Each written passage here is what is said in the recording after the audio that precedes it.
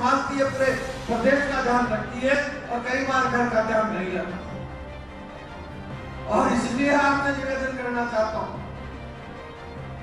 कई मामलों में कोटा आनाज हुआ, सत्ता में भागीदारी नहीं, संगठन में भागीदारी नहीं। मैं नहीं कहना चाह रहा कि मुझे मंत्री बनाओ, सत्ता में भागीदारी, लेकिन संगठन में भागीदारी, सत्ता में, यहां तक कि पिछली बार भी कोटा यूआईडी खाली रही। कोटा यूआईडी में भी हमारा कोई कार्यकर्ता जनप्रतिनिधि बैठ जाए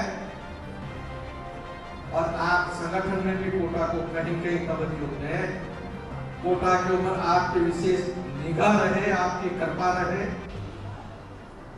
कोटा शहर को आपके मुख्यमंत्री जी की तो पूरी कृपा है, लेकिन आप भी कोटा शहर पे नजरें इनायत रखें। बड़ा परिवार है, तो यहाँ पर थोड़ी सी संवादहीनता के कारण कुछ गलतफहमियां हो गई थी।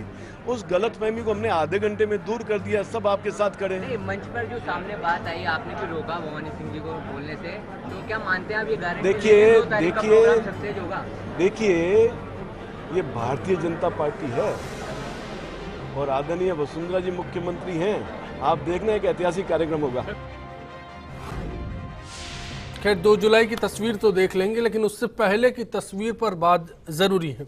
खालिद कुरैशी हैं बीकानेर से और सुनील जी जयपुर से हमारे साथ जुड़े हैं। खालिद साहब, बीजेपी में क्या लगता है, सब ठीक है? सर नमस्कार। नमस्कार सर, बीजेपी में अभी तक तो मुझे कुछ ठीक नहीं लगा है, कहीं बीकानेर में हो या कहीं हो बाहर हो। लेकिन मैं छोटी सी अपील है मेरी, विधानसभा में कि मतलब कोई कानून बनाया जाए जिससे मतलब जो विधायक हैं वो विधायक रहे और अलग से जो नेता, पार्टी के नेता होते हैं, उनको किसी को जो होनहार नेता हो, पढ़ा लिखा अच्छा समझदार, उसको मंत्री का पद दिया जाए। शुक्रिया आपका बहुत बहुत। सुनील जी, आप क्या कहना चाहेंगे? नमस्कार। अश्विनी जी नमस्कार जी।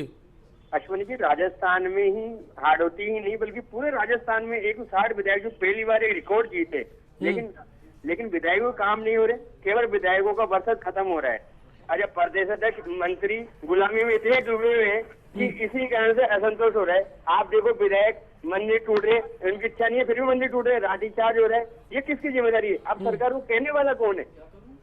जी बिल्कुल, मैं अजीत मांडन साहब है बीजेपी से, उनका रुख करता हूं फिर से इसी सवाल के साथ में।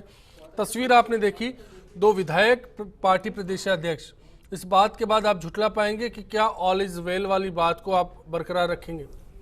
नहीं, मैंने आपको पहले भी कहा, जब इतनी बड़ी पार्टी और इतना बड़ा संगठन होता है तो उसमें कहीं किसी बात को लेके छोटे मोटे मतभेद हो सकते हैं, लेकिन उन मतभेदों को सुलझा लिया जाएगा। ये इतना कोई बड़ा विषय नहीं है कि उसके ऊपर चर्चा की जाए। देखिए, 160 विधायक हैं, ये सभी लोग जानते हैं कि माननीय वसुंधरा जी के नेतृत्व के अंदर ऐतिहासिक विजय प्राप्त करते हुए हम लोग आए और उसके बाद में लगातार हर मोर्चे के ऊपर, चाहे लोकसभा का विषय हो, चाहे स्थानीय निकायों का विषय हो, चाहे उसके बाद में पंचायत का विषय हो, हमने हर मोर्चे के ऊपर फतेह पाई है। और अजीत मांडन साहब, मुझे एक बात का जवाब दे दीजिए, पार्टी विद डिफरेंस का जो स्लोगन पार्टी लेती है, उस पार्टी के कल्चर में क्या ये बात जायज है कि विधायक अपनी बात, अपने मन की पीड़ा, अपनी शिकायतें खुलेआम इसी तरह से मंच पर रखते आए हैं? क्या इस बात को आप स्वीकार करेंगे? नहीं, उन्होंने ऐसी कोई अभद्र भाषा या कोई इस तरीके की भाषा प्रयोग में नहीं ली। उन्होंने एक विधायक को पार्टी के प्रदेशाध्यक्ष चुप करवा रहे थे। नहीं, उन्होंने उनको कहा कि आपकी बात पूरी हो गई है तो आप बैठ जाइए। उन्होंने उनको चुप नहीं करवाया, उन्होंने उनको कहा है कि अगर आपकी बात पूरी हो गई है, एक मंच पे होता है, उनका एक समय सीमा के अंदर तयबद्ध कार्यक्रम होता है, उसके अंदर उनको भी आगे जाना होगा। कहीं ना कहीं हर व्यक्ति को अपनी बात रखनी होती है, तो उन्होंने कहीं ना कहीं उनको इशारा किया कि ठीक है, अगर आपकी बात पूरी हो गई है तो आप बैठे, कि दूसरे भी बोलने वाले हैं। इसमें कोई, इस इशारे को आप यही मानेंगे, देखना चाहते हैं या फिर दिखाना नहीं चाहते? नहीं, आप 100% इस बात को मान के चलिए, संगठन और सरकार एकदम संतुलित वे के अंदर काम कर रही है। बूथ सम्मेलन कराए जा रहे हैं, उन बूथ सम्मेलनों की जो संख्या है हमारी विपक्षी पार्टियों के लिए, वो संख्या ही चिंता में डालने के लिए है, जो ये बार बार कहते हैं कि हमारा बूथ का कार्यकर्ता कहीं ना कहीं घर के ऊपर बैठा है। सुशील जी, आप बता दीजिए कि क्या मांडन साहब कुछ है जो पार्टी के भीतर का दिखाना नहीं चाहते, उसे मंजूर नहीं कर सकते, मजबूरी लगती है?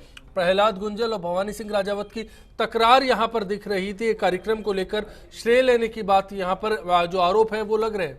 देखिए, हाड़ौती में खास तौर से 5 इनके जो कोटा के एमएलए हैं, एक कोई मंत्री नहीं बनाया गया।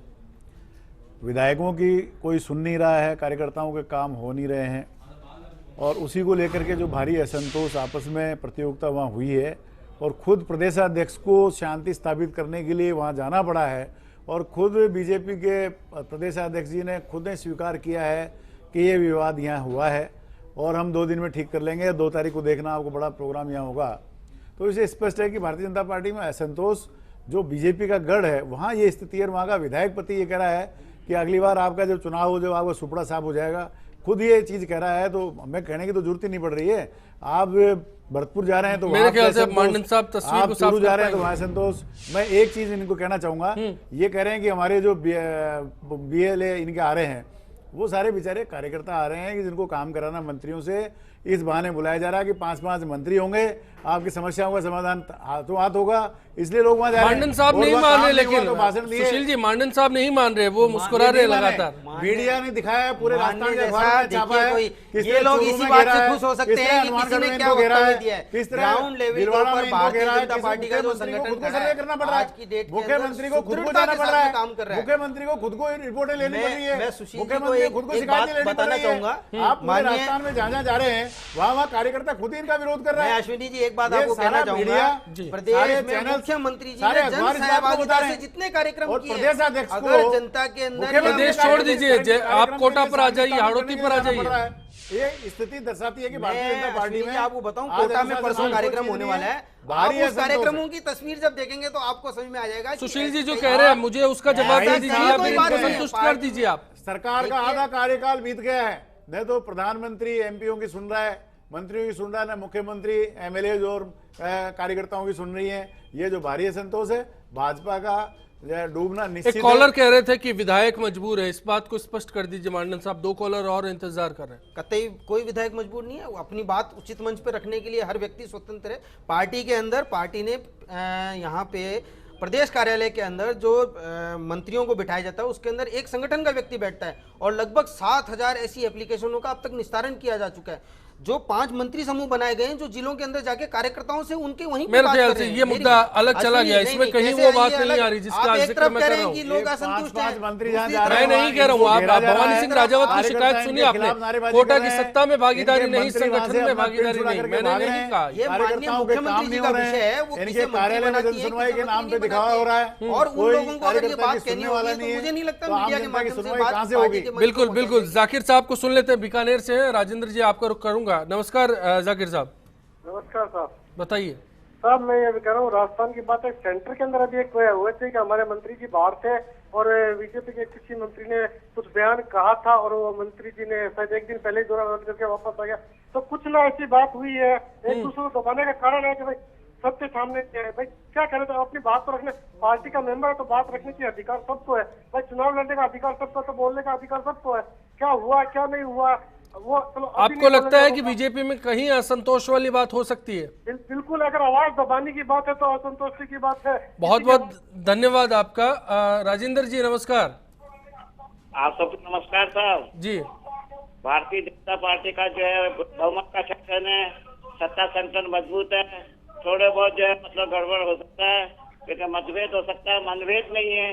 ये लोग समझते हैं इनके काम निबट जाएंगे, ऐसे आशा है। चलिए धन्यवाद आपका भी बहुत बहुत।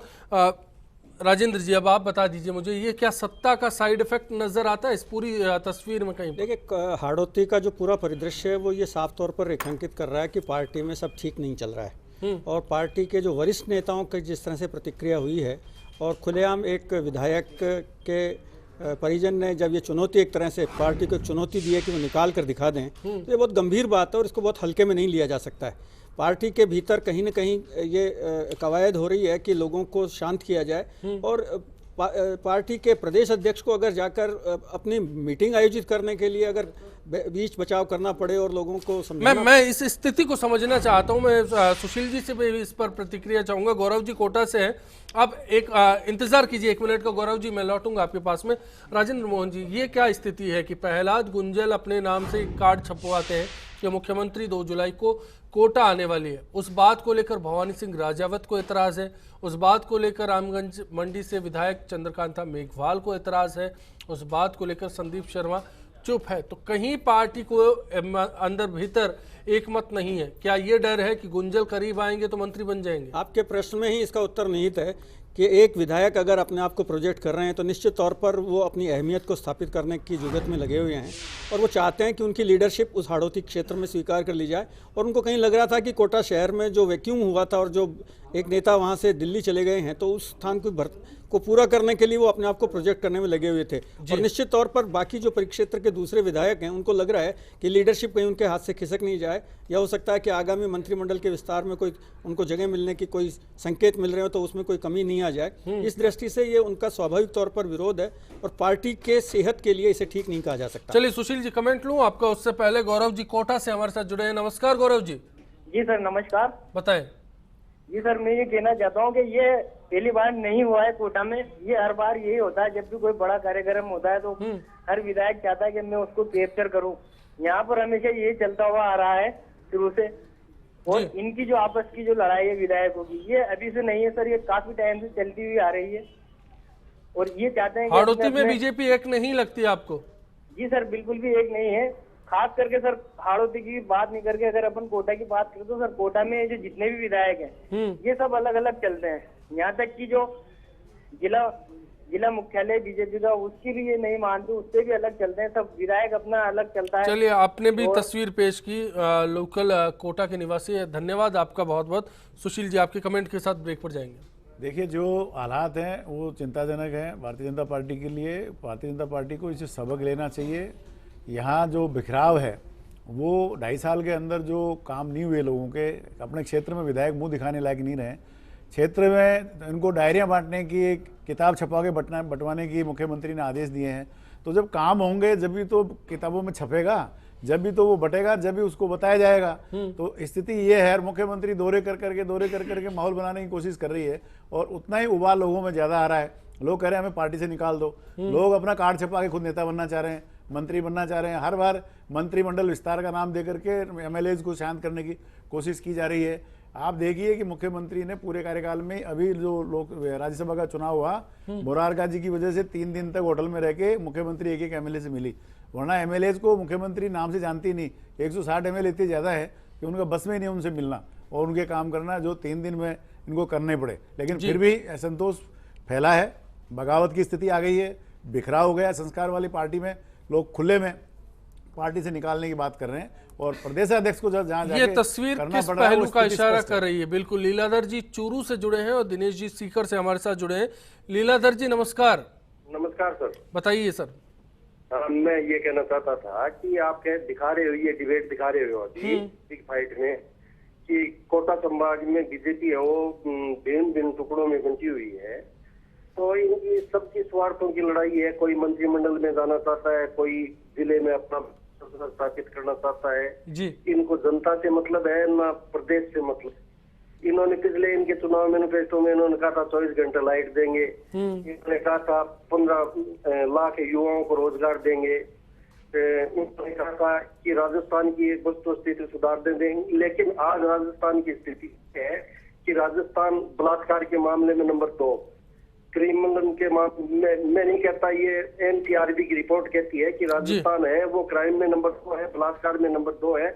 और प्रदेश की कानून व्यवस्था बिल्कुल बिगड़ी हुई है। मंत्रियों की बात है वो सेक्रेटरी नहीं सुनते, प्रशासन सरकारी मशीनरी वो बेलगाम है, जनता त्रस्त है। जाहिर है तो फिर असंतोष तो पैदा होगा। धन्यवाद बहुत बहुत आपका बिग फाइट से जुड़ने के लिए। नमस्कार दिनेश जी। नमस्कार अश्विनी जी। बताइए सर।